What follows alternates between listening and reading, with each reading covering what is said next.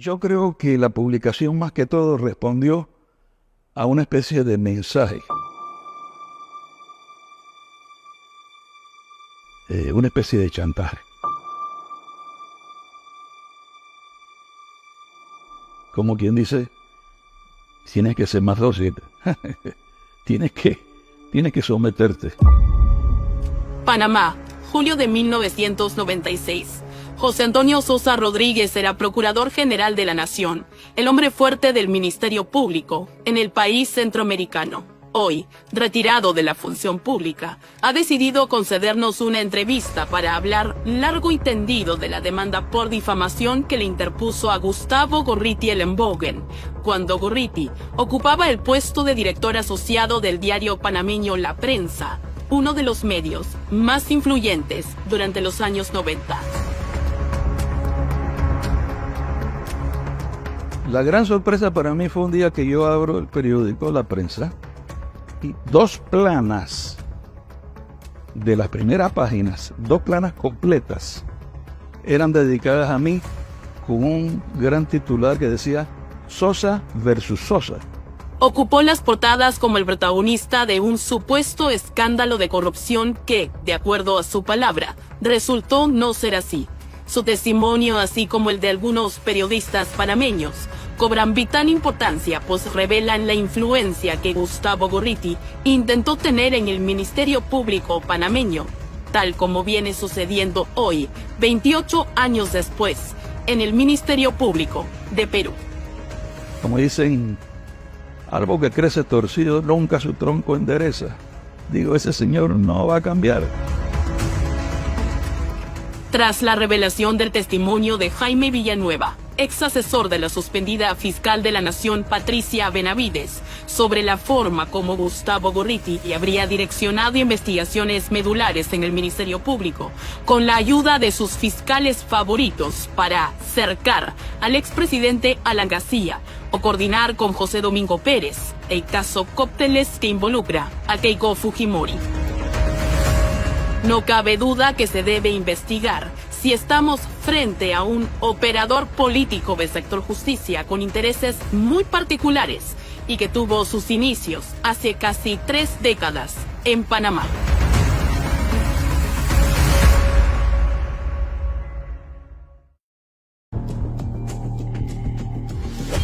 Fernando Kant es un periodista panameño de amplia trayectoria que en 1996 se sumó a la lucha que lideró el catedrático y también periodista Garrit Genetó. Kant y Genetó recuerdan así el paso de Gorriti como jefe en el diario La Prensa. Muy temerario, un periodismo irresponsable.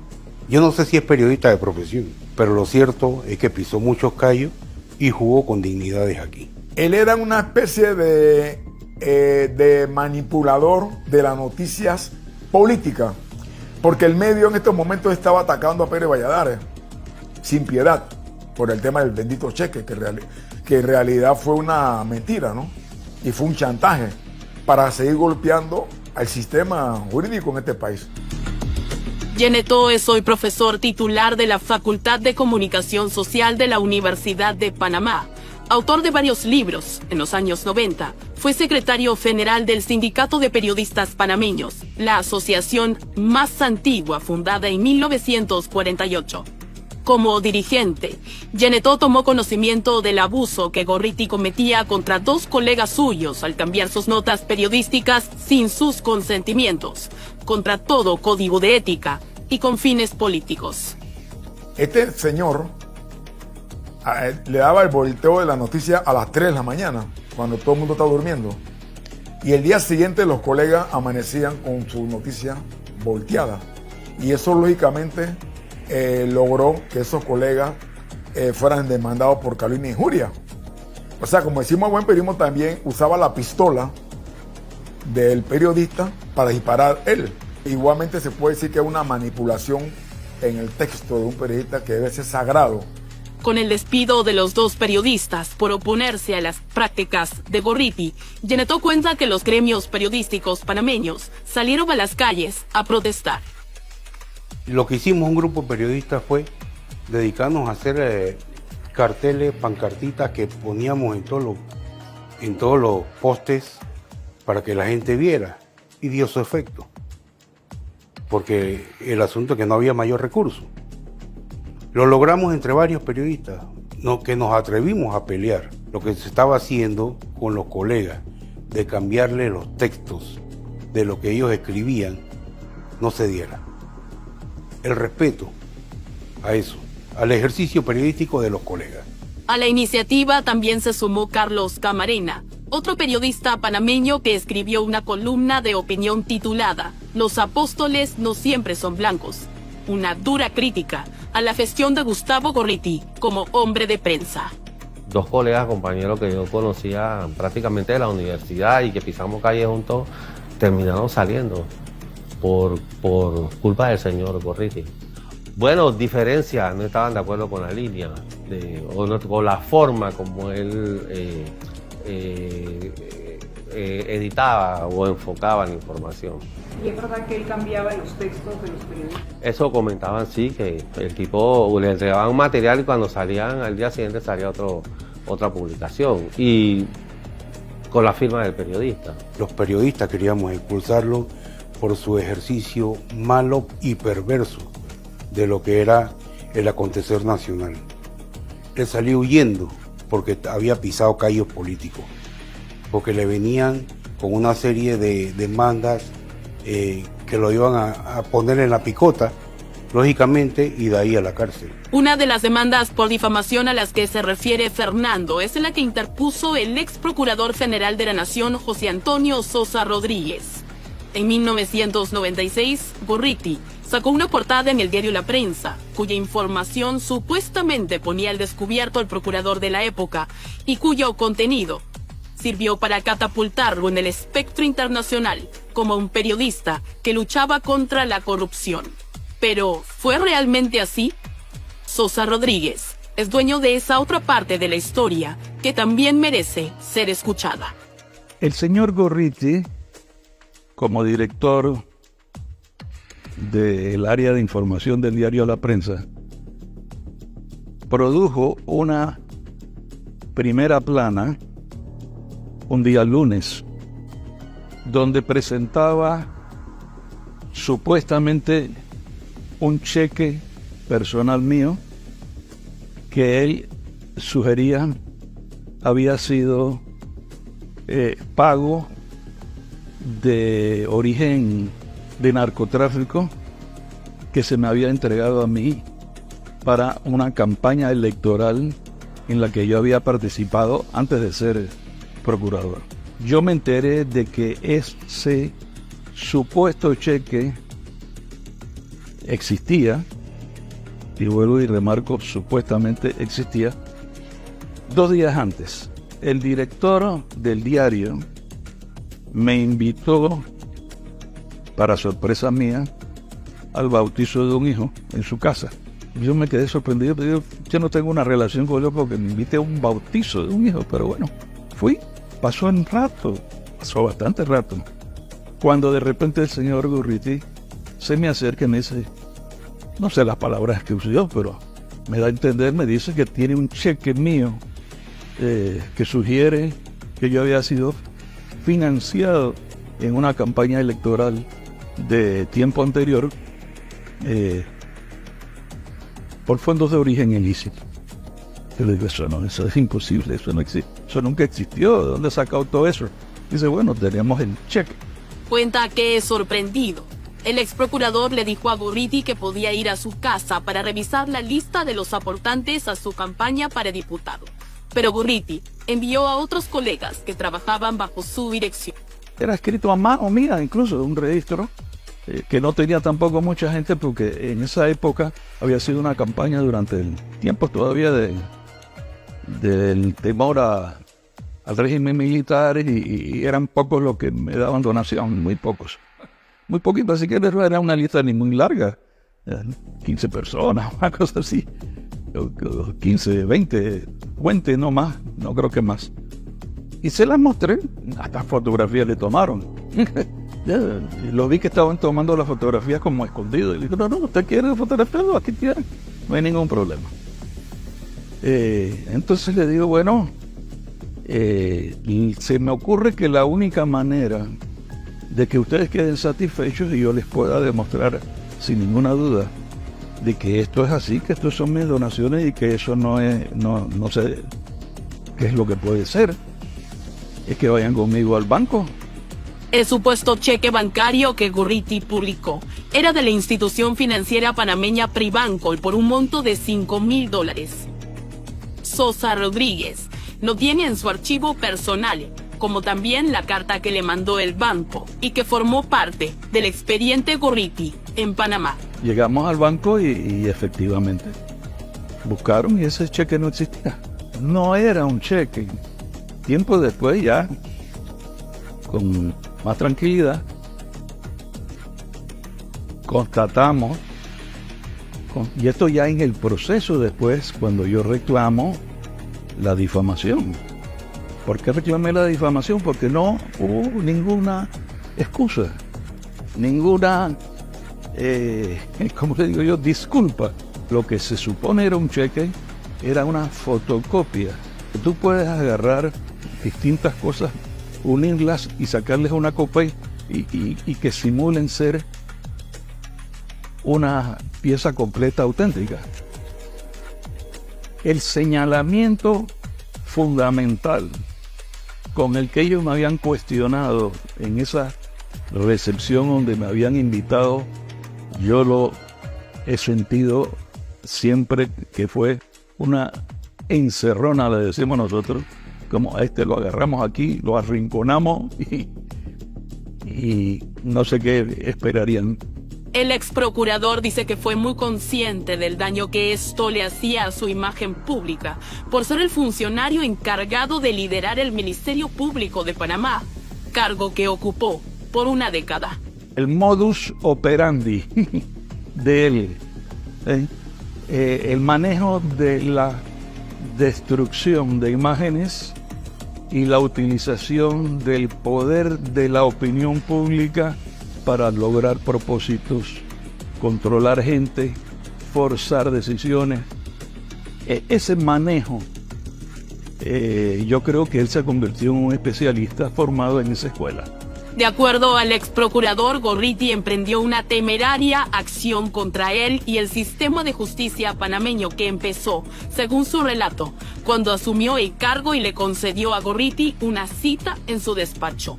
Él cuenta que Gorriti le pidió que abriera una investigación fiscal contra el entorno del expresidente panameño, Ernesto Pérez Valladares. Él quería que yo abriera una investigación contra el yerno, el esposo de la hija del presidente, porque supuestamente tenía él evidencias de que estaba relacionado con narcotraficantes. Y yo le dije, bueno, si tú me muestras evidencias de un delito o un posible delito, créeme que yo voy a abrir inmediatamente la investigación. Pero tienes que presentármela, yo no puedo abrir causas penales contra cualquier ciudadano simplemente porque alguien diga que está cometiendo algo indebido. ¿Y se las presentó? Jamás, jamás, jamás. Y varias veces le insistí y varias veces prácticamente acudía a que yo tenía que responder a su palabra, o sea, que él era una persona seria o lo que fuere, o era un periodista experimentado, lo que fuere, pero que yo tenía que actuar. El proceso por difamación no siguió su curso, pues a pesar que Gorriti contaba con 2 impedimentos de salida de Panamá por esta razón, logró abandonar el país con ayuda de una resolución que le fue favorable. El apoyo internacional que recibió Gorriti yo lo puedo analizar de la siguiente manera. Reporteros Sin Fronteras, que es muy conocido, y medios importantes como la BBC de Londres y las agencias noticiosas, que en esos momentos todavía estaban en su momento. Ya prácticamente las agencias no funcionan por el tema de la tecnología. Pero agencias como Acan F de España, France Press de Francia, Reuters de Inglaterra, la BBC de Londres, vinieron a Panamá a apoyar a Gorriti. Y como él es un gran manipulador y un gran operador, él tenía contacto internacional. Yo diría que aquí prevaleció fue la justicia. y se le puso un alto a un individuo peligroso, es una crápula, un badulaque que está acostumbrado a hacer ese tipo de periodismo en contra de a lo que no le conviene a él. Él opera así. Para los periodistas panameños y el ex procurador general José Antonio Sosa, queda claro que Gurriti llegó a su país para desestabilizar el sistema de justicia y a través de ello tomar control con la anuencia del medio de comunicación panameño. Yo no sé si él estuvo o no estuvo en la CIA, Gurriti, pero yo siempre he pensado que esa fue su génesis de formación. Árbol que crece torcido, nunca su tronco endereza. Digo, ese señor no va a cambiar. Con fecha 15 de julio de 1999, un grupo de 10 periodistas panameños firmaron esta carta, dirigida a Winston Robles, entonces director del diario La Prensa. Los periodistas del diario panameño denunciaron efectivamente presiones y manipulación de parte de Gurriti cuando cambiaba la redacción de sus notas. Los casos específicos que se han dado precisamente en varias ocasiones cuando José Otero redacta alguna información relacionada al procurador José Sosa. En ocasiones, Otero se lamenta y queja de que el señor Gurriti le manipula a su antojo estas noticias, siempre con la abierta intención, y así se concluye al leer la información editada, de ridiculizar e inculpar, como si los periodistas fuésemos jueces, al ciudadano Sosa. Lo que nosotros como reporteros no podemos seguir aguantando más, ya que cuando le sucede esto a Otero, se nos está irrespetando a todos como profesionales de la pluma. Sabemos que no es preciso recordarle a nadie en este periódico que Gurriti es parte interesada en cuanto al procurador atañe, debido a que mantiene una pública polémica con Sosa, e incluso varios casos pendientes ante los tribunales de justicia de nuestro país. Pero también queremos aclarar que no estamos asumiendo una defensa de Sosa. En esa carta, los periodistas sostuvieron que están en contra de toda práctica de manipulación, que no significa, advirtieron los firmantes, lo mismo que una edición.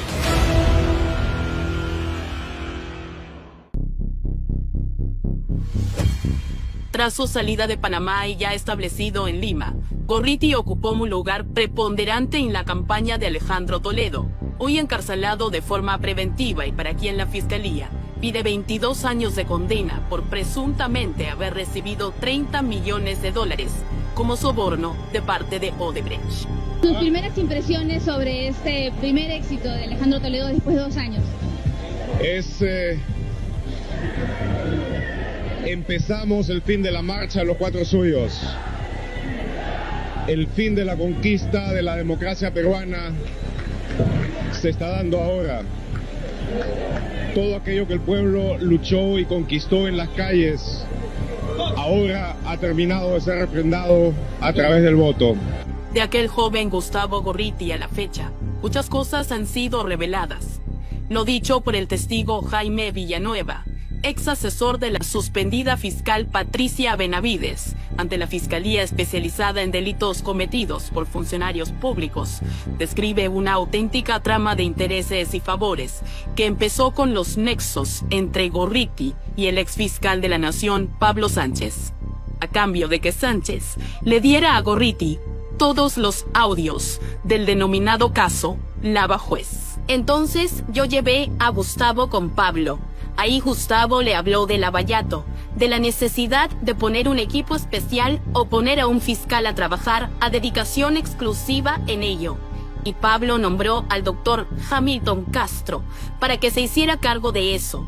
Creo que hubo 1 o 2 reuniones que Hamilton se reunió con Gustavo, y cuando se percató que Gustavo quería dirigir la investigación, Hamilton le dio cuenta de ello a Pablo Sánchez y le dijo que ya no se iba a reunir más con él, que iba a seguir por su cuenta. En la página 22 del testimonio de Villanueva, él también da detalles de lo que habría sido la estrategia del fiscal Rafael Vela para no ser sacado de la coordinación del equipo especial, Lavallato. La doctora Zoraida lo quería sacar de la coordinación, y en ese contexto, yo coordiné con Rafael y le dije, filtra lo de Vizcarra. Y ahí entiendo que se hicieron unas coordinaciones en el Congreso que llevaron a la vacancia. Ha sido aprobada la resolución que declara la vacancia de la Presidencia de la República por la causal prevista en el inciso segundo del artículo 113 de la Constitución Política del Perú. Me acuerdo también que Rafael Vela me comentó que en esa época lo que pasaba era que todos los medios caviares que lo apoyaban, como se trataba de Vizcarra, no lo estaban apoyando, lo habían dejado. Entonces yo le dije, anda, habla con Gustavo Gorriti. Y él me comentó que fue a hablar con él. Y literal me dijo, Jaimito, he hablado con Gustavo y le he cobrado lo de Alan García. Porque yo a él, a Gustavo, le di toda la información para acercar a García. A mí, Alan García, nadie lo compra. Nadie me ha dado un centavo y jamás he pedido un centavo. Para dar contexto, recordemos que cuando llegó Alan García a una citación en la fiscalía, él viene cuando Alan está aquí. Gorriti saca un reportaje con los recibos del pago que Odebrecht había hecho por las conferencias de Alan García, en el mismo momento en que Alan está en la citación con José Domingo. José Domingo, continúa relatando Villanueva, ya había pedido el impedimento de salida. Entonces, toda esa planificación lo que buscaba era que Alan no se vaya. Y me comentó Rafael que la había hecho con Gustavo. Por eso me dijo que he ido a cobrarle lo de Alan. Y entonces allí Gustavo Gorriti sale, me parece que en una entrevista, a apoyar a Vela. Y a partir de que Gustavo apoya a Vela y a todos los medios de ese sector, Rosa María Palacios, Jackie Fox y todo ese grupo, empieza a apoyar a Vela. Este es uno de estos casos históricos donde ha habido un avance inmenso en la investigación, donde por su lado periodismo de investigación, por otro lado fiscales muy competentes, han avanzado a gran velocidad, a un ritmo de guerra relámpago, de blitzkrieg. Desde julio acá. Sí, y han llegado a tener logros realmente espectaculares. Preciso que todo ese apoyo era para que Zoraida no lo saque. De hecho, Rafael me comentó que el propio Gustavo llamó a Zoraida para decirle que no saque a Vela. Eso fue en el 2020, más o menos. Mi apoyo al equipo Lavallato ha sido desde un principio, desde que empecé como interina, lo dije, lo manifesté, es total respaldo porque es lucha contra la corrupción. ¿Cómo los he apoyado? En la medida de mis posibilidades, con el apoyo logístico, en la medida de mis posibilidades, ellos, por ejemplo, yo no le impongo a los fiscales con que ellos trabajan, ellos me piden a sus fiscales y yo le trato de poner sus fiscales, porque entiendo que ellos ven casos muy reservados. Frente a la prensa internacional, el suspendido fiscal Rafael Vela ha reconocido su amistad con Jaime Villanueva, así como su cercanía a Patricia Benavides. Es decir, lo revelado por Villanueva no estaría tan alejado de la realidad cuando narra las conversaciones que solo un amigo tendría con otro amigo. Yo conozco al señor Villanueva desde el año 2015. ¿Se reunía usted con él? ¿Desayunaba? Habitualmente nos reuníamos porque teníamos una relación laboral y de amistad desde el año 2015. ¿Usted ha conversado con ustedes, los integrantes del equipo Lavallato, sobre estas declaraciones de Jaime Villanueva? Mire, nosotros conversamos respecto a la situación en el cual él se encuentra, que está siendo afectado por esta suspensión que es injusta y arbitraria, y que se conoce a partir de lo que viene develando de Jaime Villanueva, fue la transacción entre Fuerza Popular y la exfiscal Patricia Benavides para lograr la suspensión a través de la Autoridad Nacional de Control Interno que jefatura Fernández Gerí. También hemos conocido a través de la declaración de Jaime Villanueva que tiene vínculos con el partido aprista, en especial con quien se conoce como el africano, es decir, con la persona de Hernán Garrido Leca. El fiscal José Domingo Pérez actúa con un sesgo muy conveniente, pues solo valida una parte de la declaración de Jaime Villanueva, pero olvida esa otra parte en la que aparecen mencionados él, Rafael Vela, Pablo Sánchez y su relación con Gustavo Gorriti en el direccionamiento de investigaciones que deberían ser imparciales. Cuando José Domingo Pérez dice que solamente hay que dirigir la atención a 1, 2, 3 puntos de un universo en el cual existen muchos más de los que él está viendo. Entonces, esto lo único que te indica es que él no quiere conocer la verdad. Él solamente quiere llegar a establecer determinados hechos de manera inconexa del resto de la verdad. Cuando tú tienes una parte de la verdad, no es la verdad en su total dimensión, es una porción de la verdad. Pero esa porción, peor aún en el caso de Domingo Pérez, que la filtra a su jefe Gorriti para que se maquille, manipule y utilice como arma de persecución, eso no constituye el trabajo fiscal. A tal punto que hace una cerrada defensa de Gorriti, algo que, viniendo de un fiscal en funciones, resulta por lo menos curioso. Y no se olvide también contra el periodista Gustavo Gorriti, porque también acá se ha implicado a la prensa, a la actuación de la prensa independiente, a la actuación de la prensa que investiga la corrupción, que investiga el poder, que investiga el narcotráfico, que investiga la criminalidad organizada. Esa es la investigación que se está iniciando a partir de que el fiscal Reinaldo Avia decide preguntar aspectos que no eran relacionados a la investigación contra la fiscal Patricia Benavides. No es normal que un fiscal, ni un juez, y en general ningún funcionario público realice una declaración apologética en favor de determinada persona, sobre todo de un periodista, porque cuando se toma al periodista como una suerte de personificación de lo que implica la libertad de expresión, el abanderado de la lucha anticorrupción, el non plus ultra de la investigación, se está cargando hacia esa persona todo un conjunto de valores que en realidad están distribuidos en una serie de personas, sino que además deja entrever los profundos lazos y nexos de unión que existe entre el fiscal José Domingo Pérez y el operador político que se disfraza de periodista para realizar su trabajo político, Gustavo Gorriti. Yo como mido a un fiscal, ¿cuántos casos has llevado a juicio y has ganado? Entonces, si hacemos una retrospectiva del equipo de Lavallato, tendríamos que llegar a la conclusión que no son exitosos, ni siquiera son medianamente exitosos, ni siquiera podemos decir que son poco exitosos, son un absoluto fracaso, no tienen un solo caso condenado. Cuando en toda la región, todos los países en donde han habido procesos vinculados al tema Lavallato, ya todos tienen condenas firmes, quieren convertirse en estrellas. Están haciendo no justicia, sino ideología, y eso es peligroso. Como se ha conocido, Villanueva mencionó que le propuso al ex fiscal de la Nación, Pablo Sánchez, que incorpore a José Domingo Pérez al equipo especial Lavallato, pero sin que Pérez pierda un bono que recibía como fiscal anticorrupción. También señaló que Pérez mantenía una relación cercana con el periodista Gustavo Gorriti.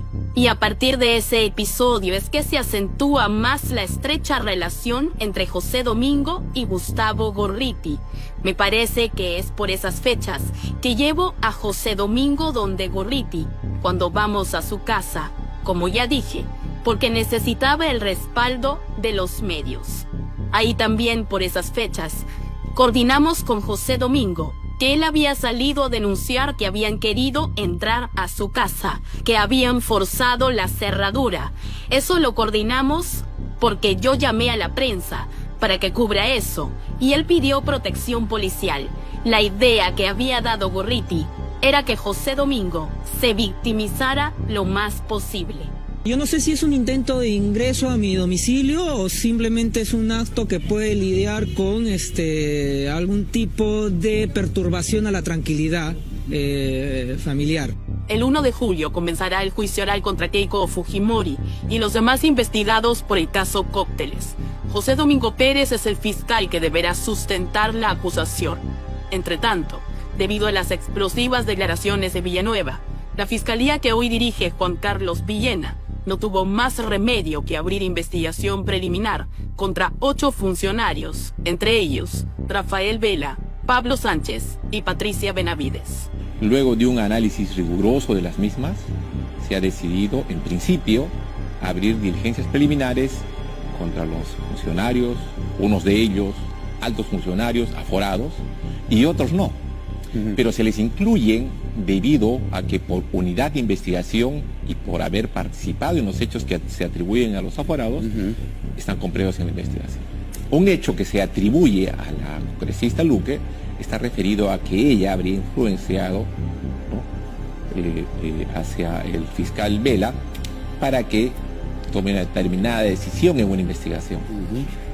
Y en ese hecho está involucrado el señor Vela, está involucrado Girao, está involucrado propio Villanueva, ¿no? Y todos ellos están investigados en ese hecho. El hecho al que se refiere el interino fiscal de la Nación es al que ocurrió en el año 2021 en el departamento de la congresista Ruth Luque.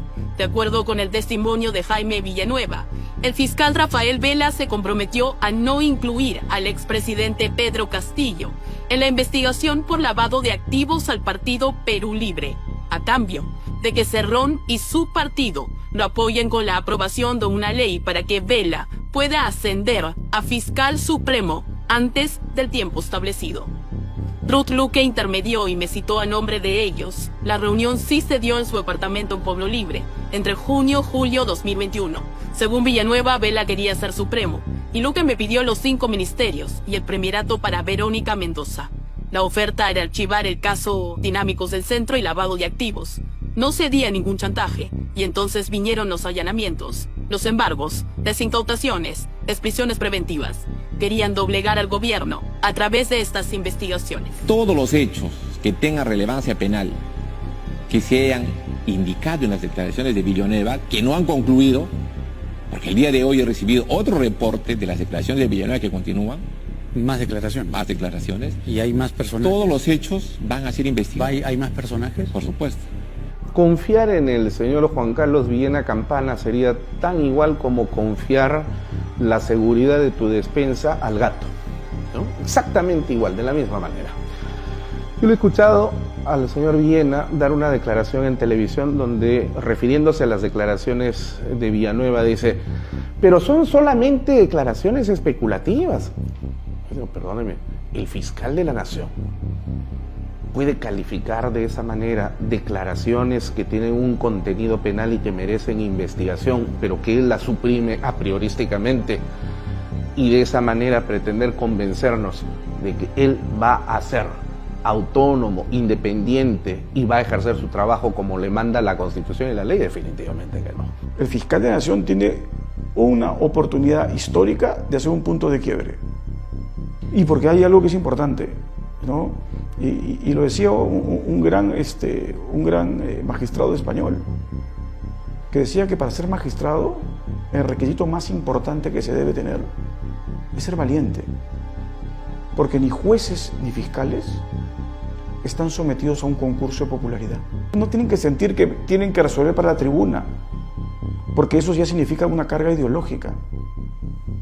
En el momento que cambian, ¿no?, y se convierte en una suerte de que yo quiero ser el fiscal héroe o el juez héroe, ¿no?, ya perdieron la perspectiva. El fiscal de la Nación, Villena, anunció que como Gustavo Gorriti y José Domingo Pérez no son aforados, entonces tendrán que ser investigados por una fiscalía ordinaria. Pero fíjate la tremenda mentira que acaba de decir el fiscal de la Nación, porque dentro de la lista de los investigados se encuentran únicamente 2 aforados, Pablo Sánchez y Patricia Benavides, pero las personas de Rafael Vela, Miguel Girao y Pablo Talavera Helguera no son personas aforadas. Si él puede incluir a no aforados dentro de una investigación a aforados, entonces no puede decir que no puede incluir a Gorriti y a Pérez porque no son aforados. Como fue conocido en un chat de Jaime Villanueva, él aseguró que Gustavo Gorriti tenía amenazado a Villena y que, textualmente, no lo dejaría ser fiscal de la Nación. Si esto es cierto, entonces poco o nada se podrá esperar del rol del Ministerio Público en medio de la peor crisis de su historia.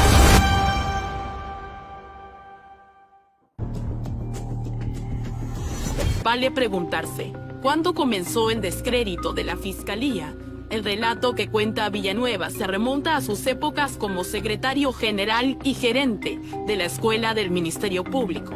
Villanueva trabajó con el ex fiscal de la Nación, Pablo Sánchez. Quizá por esta razón, conoce muy bien las entrañas de una de las instituciones más poderosas del país. Gustavo venía bastante seguido a hablar con Pablo Sánchez. De hecho, Gustavo intercedió y hasta exigió que se contrate al fiscal Lenz. Después, en el 2017, José Domingo siempre venía a verme un poco para estar al tanto de las investigaciones y vino a verme un día antes del allanamiento a Fuerza Popular, porque yo le decía que lo había propuesto y habiendo pasado muchos meses, no pasaba nada y al día siguiente hubo el allanamiento.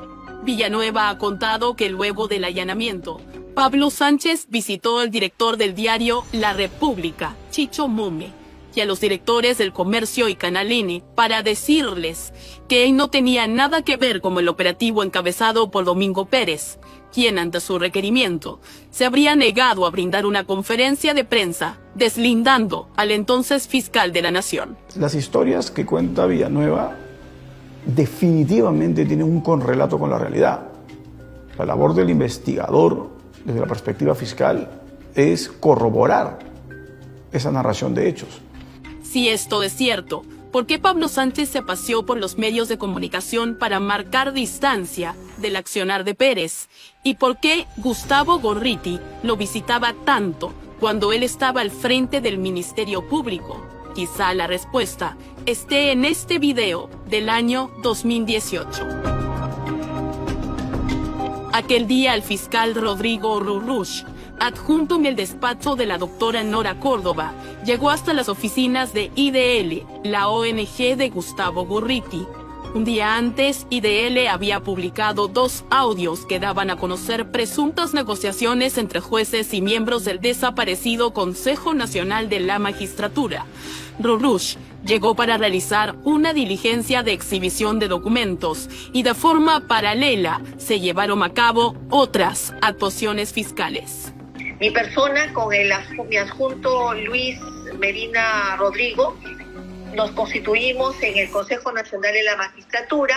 La doctora Marisol Flores se fue al Callao y a Telesub y vi por conveniente enviarlo al doctor Rodrigo Rurush a ITL a efectos de que traiga los audios, videos de los días 7 y 8 de julio que habían salido en la prensa televisiva. La diligencia ordenada por Nora Córdoba se realizaba con total normalidad hasta que Gustavo Gorriti llegó calificando el hecho como un atropello. Bueno, ¿esto qué pasa? ¿Es un estado policial o qué cosa? ¿Ah? ¿Qué? A solicitud de vecino. Ustedes ustedes identificar Rurush, ¿no es cierto? Por favor, me parece que no pueda tapar. El día después vamos a decir lo que usted quiera comentar. Secundado por las cámaras de televisión que él mismo había convocado. La diligencia de exhibición de documentos es voluntaria, es decir, el fiscal toca la puerta de la entidad o domicilio, con autorización del propietario o del poseedor ingresa, solicita la exhibición voluntaria de documentación y el poseedor de esa documentación voluntariamente la entrega. Así que estas son prácticas comunes, son prácticas corrientes, son prácticas o facultades que tiene el fiscal que están garantizadas dentro del Código Procesal Penal. Lo que pasa también es que de pronto los periodistas piensan que son altos funcionarios del Estado o que tienen prerrogativas incluso mayores que la de un alto funcionario del Estado, porque un alto funcionario del Estado, como es el Congreso, hemos visto que fiscales van y piden exhibición de documentos al día siguiente sin orden judicial. Pero de pronto los periodistas, cuando van a hacerles también la misma diligencia, se creen superpoderosos y a mí no me tocan y no me pueden venir con este tipo de diligencias. Acá hay que aprender que la ley se aplica igual para todos. Sin embargo, Nora Córdoba cuenta que se comunicó por teléfono con Gorriti a través del celular de un policía que se encontraba en dicha diligencia. Yo le pido el teléfono a este señor y le digo que por favor me comunique pues con el señor Gorriti para explicarle lo que había sucedido, ¿no? Y yo le explico, le digo, mire señor Gorriti, me identifico, nosotros queremos que usted coadyuve con la investigación, que nos ayude, nosotros estamos del lado de la verdad. Quisiera que por favor nos envíen los audios, ¿no? Porque ustedes son la fuente de esta investigación para nosotros, ustedes son los que han dado la noticia. Pero él estaba totalmente desequilibrado, que no, que a mí me está afectando, que esto ya, ¿cómo se llama? La Fiscalía de la Nación se va a encargar, ¿no? Y que la situación, pues, había afectado mucho a su institución de IDL, y que la prensa está alterada. Bueno, es decir, el señor no entendió lo que yo le quise decir. En el camino hacia aquí, yo hablé con el fiscal de la Nación, que quedó muy sorprendido por lo que había pasado y que entiendo tomó medidas inmediatas. Eso ya configura una falta gravísima. Y yo me pregunto, ¿y la Junta Nacional de Justicia se durmió? Al estilo Shakira, sorda, ciega y muda. Porque eso era para abrirle una investigación inmediata al fiscal de la Nación cuando se hizo público a través de un medio de comunicación esta interferencia grosera que tuvo el fiscal de la Nación frente a un fiscal provincial adjunto que estaba realizando una diligencia fiscal que está amparada en el Código Procesal Penal, nos guste o no nos guste. El propio Pablo Sánchez reconoció haberse comunicado con el fiscal Rush a pedido de Gorriti, porque según él se estaba llevando a cabo una diligencia irregular, nada más alejado de la realidad. Lo único que Nora Córdoba solicitó a través de su adjunto eran los audios que ya habían sido publicados. ¿Por qué entonces Gustavo Gorriti se negó a dárselos, acusándola de corrupta? Porque ahora ya nos hemos enterado, ¿no?, por las versiones de otros fiscales supremos que han sido suspendidos del doctor, por ejemplo, del mismo Chávarri, en la cual informa que el doctor Sánchez Velarde le habría estado entregando los audios a IDL para que también ellos lo revisen. Por eso es que este señor Gorriti, tenía el poder que tenía. Él se convirtió en el hombre más poderoso, porque tenía toda la información de los audios inimaginables. Y él la ha estado sacando de acuerdo a sus conveniencias, de acuerdo a sus amistades, a sus enemistades.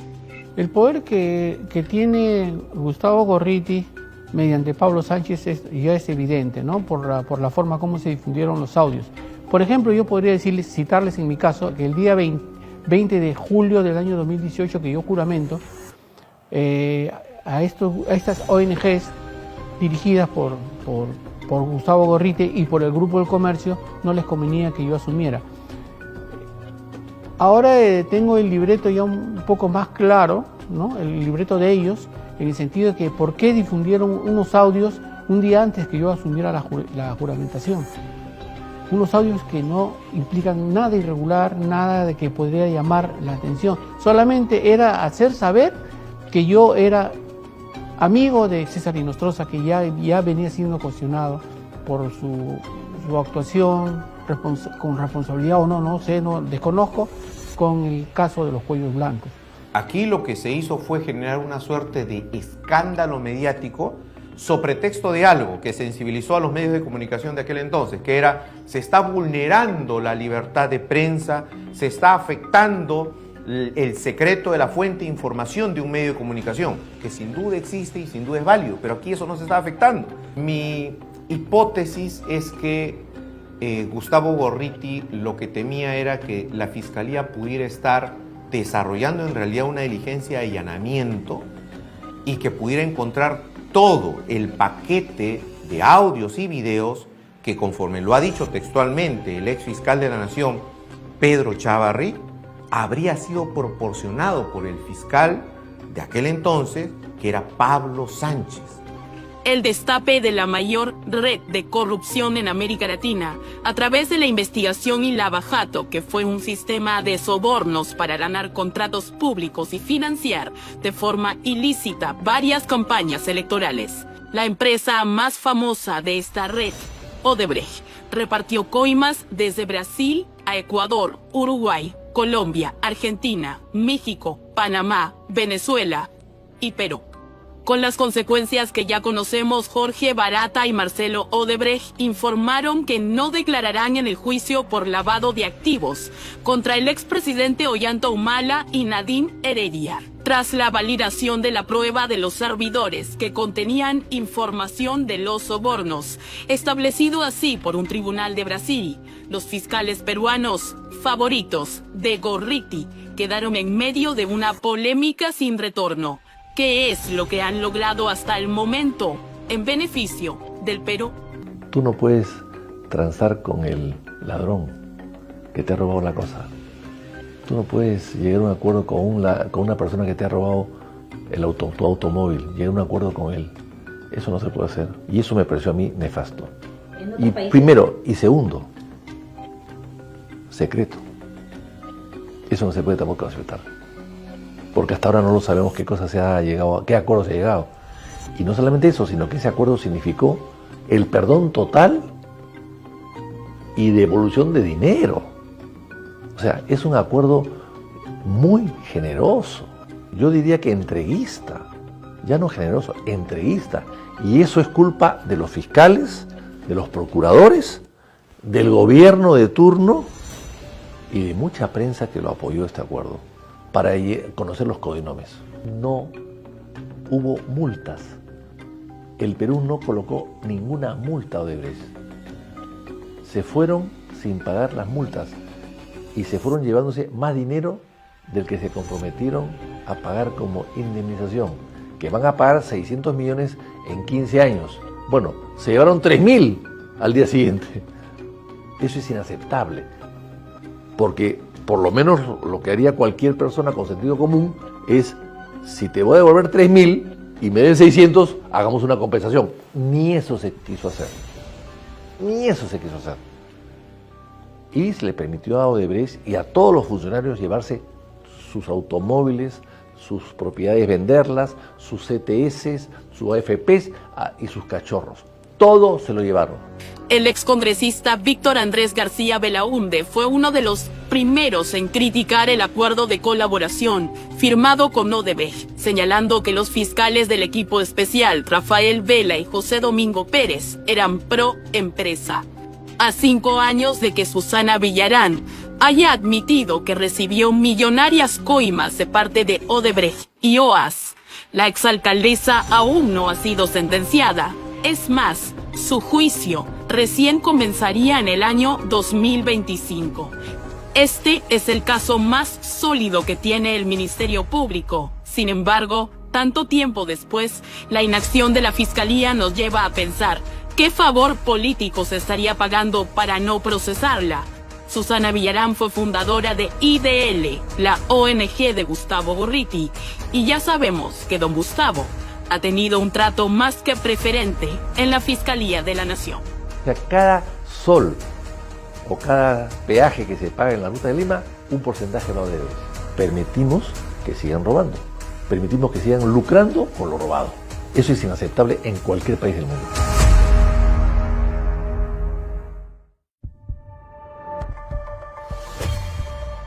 No hay duda que la remoción de Patricia Benavides como fiscal de la Nación ha sido un certero golpe con verdaderas intenciones que se han ido conociendo con el paso del tiempo.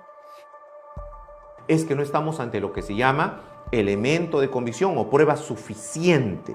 ¿Y esto por qué es clave? Porque la sanción, la suspensión que dictó la Junta Nacional de Justicia en un proceso abreviado a la doctora Patricia Benavides solo es admisible si es que existe sospecha suficiente. Y en este caso no hay. La detención de su ex asesor principal permitió conocer los presuntos hechos de tráfico de influencias que habría ejercido Benavides a través de Jaime Villanueva, Miguel Girao y Abel Hurtado, como algunos congresistas, para lograr mantener en el puesto a la ex fiscal de la Nación a cambio del archivo de las investigaciones de los parlamentarios. Pero no voy a retroceder. Tengo un compromiso firme con la labor que realizo. Como fiscal de la Nación, no permitiré que esa presión e injerencia externa haga caer el trabajo de tantos fiscales comprometidos con esclarecer los hechos y encontrar a los verdaderos responsables. El equipo especial de fiscales contra el poder EFICOP, a cargo de la fiscal Marita Barrito, acusó a Benavides de ser la cabecilla de una organización criminal. Empezamos con mucho entusiasmo y mucha fe de que las cosas tenían que caminar derecho. ¿Cuándo se quiebra? Cuando sentí actos de hostilización. ¿Cuáles? Varios, pero algo que sí me causó, y fui con ella, porque siempre le he dicho las cosas claras. Por ejemplo, 2 semanas o 3 semanas que no teníamos toner para imprimir las declaraciones. Sí, o sea, algo que de repente tiene que mucho que ver, pero están ahí los documentos que yo tramité insistiendo, porque un fiscal no puede trabajar sin un elemento primordial, básico. Lo curioso es que para acusarla, EFICOP presentó como prueba unas fotocopias de supuestos chats cuya veracidad ha sido puesta en duda, y a pesar de ello, lograron que la Junta Nacional de Justicia la suspenda. Los WhatsApp no existen. Existen fotos, capturas de pantallas de conversaciones de WhatsApp editadas, recortadas. Eso es clave. ¿Y por qué es importante precisar esto? Porque normalmente cuando a la fiscalía llega alguien diciendo tengo esta conversación de WhatsApp, lo lógico, y el procedimiento y el protocolo lo dice así, es que ese alguien que ofrece esa conversación entregue su celular para hacer una diligencia de extracción, copia espejo, código hash, y pueda perennizar la conversación íntegra de la fuente original y sin edición. Ahí la Junta está evidenciando su comportamiento ideológico. En el sistema jurídico hay un apotegma que repetimos desde que estamos en el primer ciclo. A igual razón, igual derecho. Si mi razón para suspender a Patricia Benavides fue la versión de Villanueva, a todos los demás involucrados tendría que suspenderlos igual. Pero esto no ocurre. La vara con la que se mide a unos no es la misma con la que se mide a otros. Por ejemplo, Jaime Villanueva también ha contado que la periodista que trabaja con Gustavo Gorriti, Romina Mela, tenía un escritorio al lado del fiscal José Domingo Pérez. Grande fue nuestra sorpresa al venir y ver instalada en un escritorio que estaba reservado para las asistentes en función fiscal a la periodista Romina Mela de IDL, que estaba revisando carpetas fiscales y escribiendo en una computadora. Contó. Relato grave que la periodista no ha sido capaz de desmentir. La imputación de Villanueva es que tú tenías un escritorio asignado al lado de José Domingo Pérez y que tú revisabas carpetas fiscales, que él te ha visto. Mira, ¿qué le contestas a eso? Yo no voy a comentar, no voy a comentar sobre fuentes. Los periodistas y un periodista de investigación que se respeta y hace su trabajo con diligencia y con responsabilidad, tiene que hablar con muchas personas, tiene que consultar con muchas fuentes para poder hacer su trabajo. Yo no voy a comentar sobre eso porque no corresponde, no es serio que un periodista de investigación lo haga. Lo que la periodista Mela no dice es que una cosa es tener fuentes y no revelarlas, y otra muy distinta, coludirse como unos fiscales para romper la reserva de la investigación, sobre pretexto de que tu jefe tenga acceso y pueda teledirigir las investigaciones a su antojo, como lo ha narrado Villanueva. Un hecho grave que merece ser investigado. Yo lo contacté a Rafael Vela con Gustavo Gorriti De hecho, fuimos en 2 o 3 oportunidades a IDL, que está en San Isidro, en la avenida Pardo y Aliada. Una vez fuimos a la casa de Gorriti, que está en el distrito de Miraflores. Gustavo era básicamente el que diseñaba la estrategia de investigación. Era el que decía a quiénes se tenía que investigar, qué tenían que preguntar, dónde conseguir la información. Estamos hablando de fines de 2017 o inicios del 2018. Que lo que dice Villanueva finalmente es corroborado y que estamos hablando de la existencia de una estructura criminal que lo buscaba era copar el Ministerio Público, colocar a determinados personajes, pasar por alto los procedimientos formales, es obvio que estamos ante una organización criminal. Y el solo hecho de confabularse para ello ya por sí mismo es un delito autónomo. Pero a eso le agregas, ¿no es cierto?, usurpación de funciones, omisión de funciones, le agregas encubrimiento, porque los fiscales ahí han cometido encubrimiento, perseguir a unos y no perseguir a otros. El periodista puede ser claramente uno de los líderes de una organización criminal, según lo que dice Villanueva. Carlos Rivera Paz es actualmente coordinador y abogado del área legal de IDL, mano derecha de Gustavo Gorriti por más de 30 años y autodenominado defensor de derechos humanos. La pregunta es, ¿qué derechos humanos? En el año 2021 se conoció que Rivera era abogado de un presunto violador, acusado por su propia hijastra de solo 10 años de haber abusado de ella. El diligente abogado Rivera interpuso un recurso de tutela de derechos para invalidar el testimonio de la niña. ¿Cómo es que el escudero de Gorriti pasó de ser un supuesto defensor de los más vulnerables a abogado de acusados de violación, siempre con un doble discurso para la Cámara? Lo que hay que reconocer es de que en el caso de Perú hay una sociedad que en buena cuenta está enferma. Los delitos sexuales en el Perú están en el segundo lugar solamente detrás de los delitos patrimoniales. Hay un grave problema. Durante 3 meses, entre el 2 de noviembre del año 2023 y el 1 de febrero del 2024, el abogado Rodrigo Sebastián Rivera Larco, hijo de Carlos Rivera, trabajó en el Ministerio Público, exactamente en la Fiscalía Especializada en Derechos Humanos e Interculturalidad, como asistente en función fiscal, gracias a la convocatoria CAS 132-2023. ¿Acaso una simple coincidencia? Justo ahora que se ha develado todo el entramado que tiene a varios en la mira.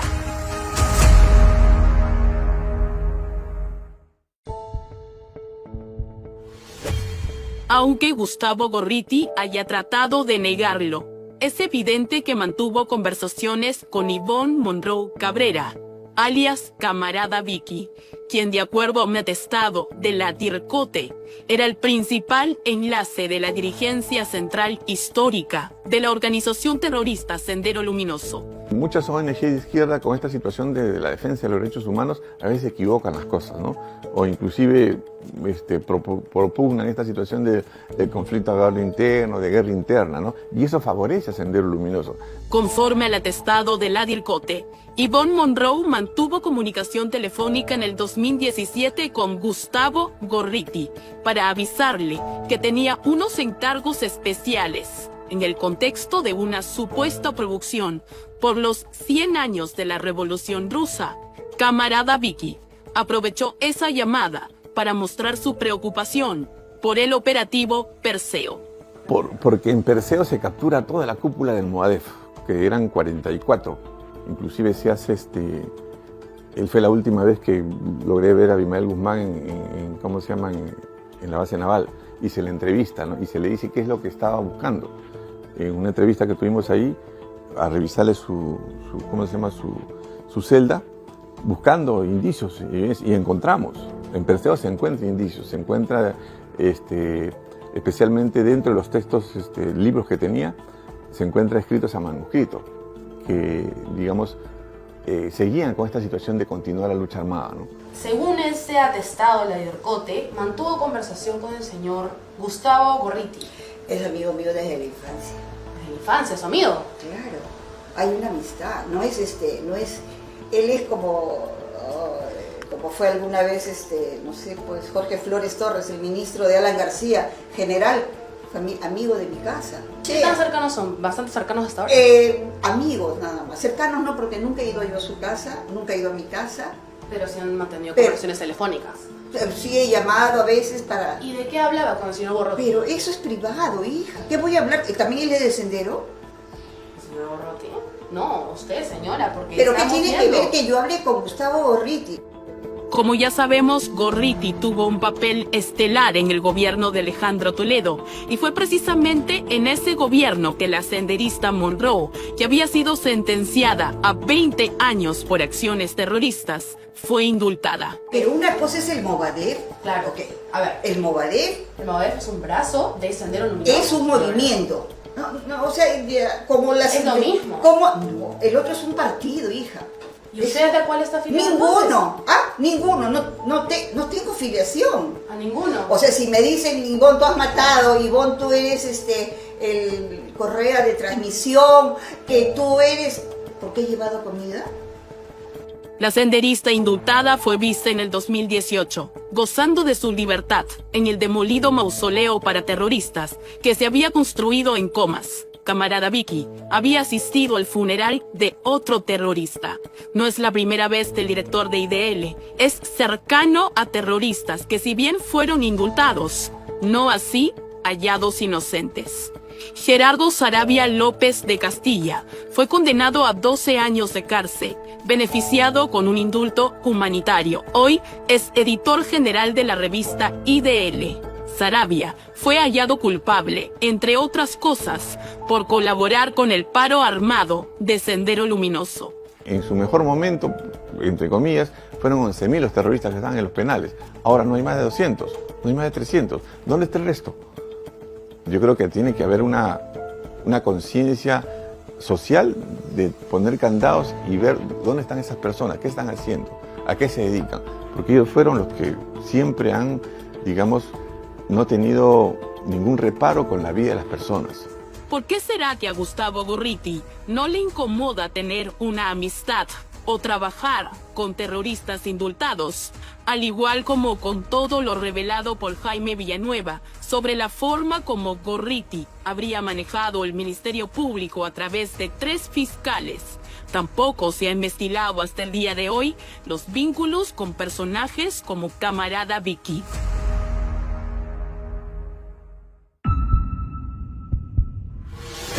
Es un circuito cerrado, mafioso, de gente que vive de la cooperación internacional, que vive de las asesorías gubernamentales, que tiene como recurso final el sistema interamericano de derechos humanos que ellos controlan, tanto a nivel de la Comisión, que acaba de acoger una denuncia de Polay, como acogió una de Artemio el año 2015, que recién la han echado a caminar hace poco, y por supuesto de la Corte, que ha tenido fallos inéditos como aquel por el cual se le da una indemnización a Osman Morote de $200,000 por el caso del penal Castro Castro, que era un penal que estaba manejado por Sendero Luminoso. Francisco Díaz-Canseco, exdiputado peruano y actual presidente del Consejo por la Paz. En el 2004 denunció ante el Congreso de la República los millonarios recursos que recibieron 12 ONGs, entre las que figuraba el Instituto de Defensa Legal, cuyo director es Gustavo Gorriti.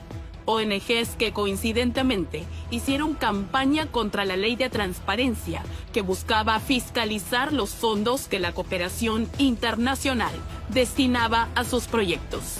Y había simplemente las cifras que tenían registradas, eran cifras oficiales, yo no las había inventado y realmente me quedé muy sorprendido de las decenas de millones de dólares que les entraba a esta gente.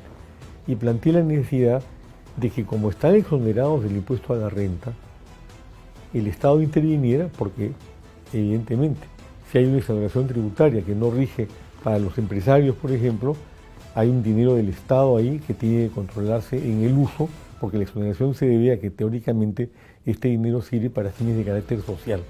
¿Y por qué cree que estas ONGs, como IDL, se niegan a la fiscalización? Porque evidentemente, como bien se sabe, el 70% de los fondos que han venido a recibir esas ONGs se han ido a los bolsillos de quienes las integran, cuando debió ser al revés. 30% para sus gastos, para su sueldito, para comprarse los departamentos de San Isidro y Miraflores, etcétera, y 70% para los objetivos de la ONG, y fue al revés. La ley de la que habla Díaz Canseco fue finalmente dejada sin efecto por el Tribunal Constitucional de la época. Gracias a ello, hay ONGs como IDL e IDL Reporteros que gozan de una casi inexistente fiscalización, una situación muy cómoda para el más de $1,5 millones que IDL recibe al año. Hemos entrado a la APSI, a la Agencia Peruana de Cooperación Internacional, y hemos descubierto que anualmente, ¿no?, ellos reciben más o menos $1.6 millones al año. En el periodo del 2008 al 2022, IDL ha recibido $24.5 millones. Es un montón de plata. Y eso es lo que ellos declaran, porque no digamos que APSI pues es ahí muy rigurosa tampoco en la fiscalización. IDL es un órgano de fachada que sirve para lavar los activos que provienen de la cooperación internacional, que contribuye con dineros que se generan maculadamente en el extranjero y que sirven para financiar aquí en el Perú, como en otros países, persecuciones políticas, desestabilizaciones sociales y, en términos generales, armar ciertas realidades de apariencias verdaderas, pero que finalmente terminan siendo falsas y que sirven a intereses inconfesables. En efecto, según reportes declarados ante APSI, la agencia encargada de organizar la cooperación internacional en el Perú, IDL recibe entre 1.5 y 2 millones de dólares anuales, haciendo un total de $24.543.172.3. En los últimos 15 años, no es novedad el vínculo entre Gustavo Gorriti y George Soros, el polémico magnate acusado de promover violentas manifestaciones y fabricar crisis migratorias en favor de sus agendas. Él es el principal financista de la ONG de Gorriti a través de Open Society Institute. Traer dinero extranjero de fondos oscuros y de una persona experta en desestabilizar el país, por supuesto que es terrorismo. Y ellos tienen que enfrentar un proceso judicial. Tener una ONG no significa que nadie te va a fiscalizar. Hay que preguntarnos muchísimo más. Y esto no queda aquí. Es un buen negocio. Es decir, defender los derechos humanos cobrando $30.000 mensuales, pues es un negocio redondo. Y si a partir de eso puedo poner en jaque a mis enemigos políticos, a quienes los voy a acusar de ser violadores de derechos humanos, genocidas y gestores de crímenes de lesa humanidad, y voy a sacar partida política de ello, pues bienvenida sea la nueva historia de las ONGs. En junio de 2023, Jaime Mosqueira, director de operaciones y capacitación de APSI, respondió al programa Contracorriente de Willax y aceptó públicamente el procedimiento nada riguroso de fiscalización que hacen a los aportes que reciben IDL y otras ONGs. Acá en APSI no se fiscalizan a las instituciones. Lo que se fiscaliza es de que los recursos que se han recibido se destinen justamente al propósito que tiene el donante. Hay organizaciones no gubernamentales como IDL que se autodefinen como defensores de los derechos humanos. ¿Pero de qué derechos humanos? ¿De todos los derechos humanos o de algunos derechos humanos? Eso tiene que quedar claro, ¿no? Y lamentablemente el sistema peruano a través de APSI solamente fiscaliza los recursos que ellos declaran. Los que no declaran no están sujetos a fiscalización, ¿no?